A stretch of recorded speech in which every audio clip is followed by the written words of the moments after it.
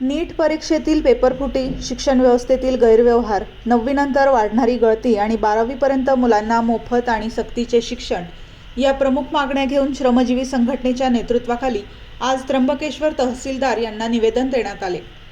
स्पर्धा परीक्षेच्या पेपरफुटीमुळे प्रामाणिकपणे अभ्यास करणाऱ्या लाखो विद्यार्थ्यांचे जीवन धोक्यात येत आहे।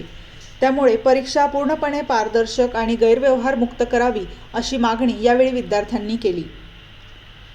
ग्रामीण भागात शाळा जवळ नसणे, प्रवासाची समस्या, पुरेसे शिक्षक उपलब्ध नसणे यामुळे गळतीचे प्रमाण प्रचंड वाढले आहे।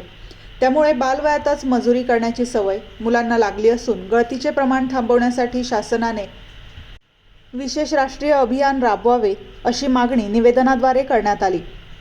वयाच्या 18 वर्षांपर्यंत मोफत आणि सक्तीचे दर्जात्मक शिक्षण हा प्रत्येक मुलाचा कायदेशीर हक्क घोषित करण्यात यावा।